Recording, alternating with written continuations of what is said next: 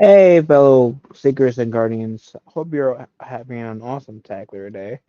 In this video, we're going to talk about chain of memories and how apparently, according to this article, 20 years later, the game remains to be misunderstood. So let's find out what this means, shall we? Chain of Memories has always been the black sheep of the Kingdom Hearts series, and I'm not going to pretend I don't understand why. The Game Boy exclusive deep deck builder that rehashes all the first game stories while going off in a wild new direction filled with unfamiliar characters. It's exactly the follow up to Kingdom Hearts people were expecting. Um, all these years later, many fans still regard it as a frustrating slog better off forgetting about. People who played it once as a kid and never gave it a second chance or won't to won't I guess they mean like they won't recommend newcomers outright. What? Skip? I don't. So I guess they say people who played it once and never played it again will recommend people to skip, but this person disagrees. Their English needs to be better. Not only Chain Memories, a quickly important Kingdom Hearts experience, it's also one of the most fascinating and wholesome, misunderstood games ever made. I mean, even though their spelling is off and their writing is eh, I understand. I agree with their sentiment. It is one of the most important Kingdom Hearts stories in the series. Um, I think. Um, do I think it's a game you need to exactly play? No, but it's a game that you should at least see the cutscenes to. Yes, if because Kingdom Hearts Chain of Memories tells you like a lot of what happens in between Kingdom Hearts 1 and 2. That and 358 Days game. Those two games, if you're not going to play them, you should at the very least watch the cutscenes to them so you can understand some of the references in Kingdom Hearts that Kingdom Hearts 2 makes, especially towards the beginning. And then, of course, later on when they make those same similar references again to that game in Kingdom Hearts 3. That's my opinion. But anyways, let's continue, shall we? It's not for everyone, but that doesn't make it bad. Whether or not I hate these freaking ads, whether or not you enjoy Chain of Memories gameplay is a matter of taste, but either way, you should be able to appreciate what a creative risk Tatsu Nomura took with that game. To follow up a traditional action RPG, the handheld deck built game was later on got remastered into a PlayStation game, by the way. Now, one of the more complex and mature story that sets the table for the future of the entire series is an incredibly bad choice. Subsequent Kingdom Hearts games were experimental in their own ways, but never so dramatic as Shaded Memories. This is what makes it diverse, but also what makes it so genius. And I do appreciate that Tatsu Nomura wanting to try something new, and he did it. So I do appreciate that.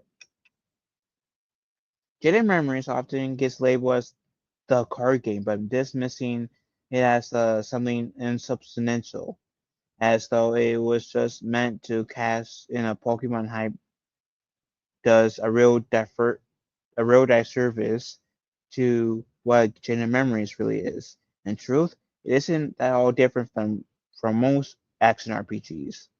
The difference is that instead of equipping your character with armor, weapons, and spells, all of the customization and characters building is represented by cards. Note that remake Rechain of Memories is a lot more palatable for some because it's in 3D, like the main game. That's the first thing you'll find in modern collections. While it's a different experience in a lot of ways, it's a good enough representation of the original. Now, I never really have it like I haven't gone through the original before. Like I found the simulator online where I played a little bit of the original, like of the Chain of Memories, the Game Boy version. The version I'm used to, which is the first version I played, and the only version of Chain of Memories that I finished was the Chain of Memories. And that game is fun. I like the story. Sure, the acting can be cheesy, but that is kind of Kingdom Hearts. That voice acting and some of the story elements can be cheesy as hell. I'm kind of mad that we don't get to go to like deep space or not space, deep jungle, which is Tarzan's Road in in Kingdom Hearts 1. But I do think the story is good, both for Sora and Riku's. And yes, the card-based style is frustrating as hell, but I think as frustrating as that it is, it's also a charm of Kingdom Hearts, Chain of Memories, my humble opinion. Anyways, it's an elegant approach to role playing that gives you the freedom and flexibility to craft your character to match your playstyle and react to the specific challenges of each fight, which is something Kingdom Hearts has never managed to recapture. I don't think it really tried to though that much with at least with cards anyway. A traditional deck builder, even a hybrid RPG deck builder like Marvel Midnight Suns will have you shuffle your deck and draw cards at random. But because Chain of Memories allows you to sequence your deck and build combos that you can consistently perform in each battle, almost not accurate to call it a card game at all. So everything good about card games without all baggage. The brilliance of Chain of Memories is that it offers the wonderful complexity that and creativity of card game, along with the thrill of building a collection without the frustration of variance or the problematic monetization. Chain of Memories gives back as much as you put in. It rewards careful and strategic planning with incredible bombastic results that make you feel both smart and powerful. I know it's not for everyone, but if you invested the time to learn the system, Chain Memories is the most rewarding keywords to master. I'll give them that. It's definitely one of the most rewarding Kingdom Hearts to master. I'll give them that statement that. Chain Memories also represents the moment that Kingdom Hearts story was simultaneously as its most complex and coherent. While a lot of later storylines can sometimes feel like Nomura was making it up as he went along, Chain of Memories has such a strong and purposeful theme. The title itself is the perfect representation of how cohesive and well designed the game is. Each title you explore as you should rebuild Sora's mind is a literal link to the chain of memories. But through the organization members, we also discover the mental and physical meaning of the chain of memories, to which Namne can add and remove links. There, then there's the link between Sora and Riku, who begins their journey on opposite ends of the castle in very different journeys, yet remain connected to and reliant upon one another's escape. Another metaphor for the chain of memories, Kingdom Hearts is guilty of getting too high concept at times, but all the layers of chain of memories synced up to tell a fascinating story about memory, identity, and redemption. And I feel like a lot of people though miss what I essentially highlighted. In terms of I say people as in the people who might hate this game, be like heavily criticize this game. I'm not saying that this game doesn't have its flaws, because it does, but Chain of Memories does think of story, awesome storytelling that does will deal with redemption, memory, and identity. And I think that's why I like Chain of Memories so much. So, like I said, I'll give you guys this: the card-based system is unbelievably frustrating at times, but if you guys can look past the card-based thing and look into the story, oh, I'm telling you, you guys will appreciate those three facts: the story, quote unquote, fascinating story about memory, identity, and redemption. Um, I credit. Oh, sorry, I didn't make this full screen. Sorry. I credit Chain Memories for my lifelong passion for card games. I fell in love with the way. Okay, so this person just always. So I'm gonna skip that. You guys can read that if you want. As always, I put a link to each video I do in the chat. But I, I do think Chain of Memories is underrated. I do because, like I said, yeah, the card-based aspect can be frustrating as hell. It's really frustrating at times. But if you can get past that and look more so to the story, then I think you guys would appreciate the story. Just like how I'll give you an example of my least favorite Kingdom Hearts game. In terms of gameplay, um, Dream Drop Distance. That is my least favorite Kingdom Hearts game in terms of gameplay.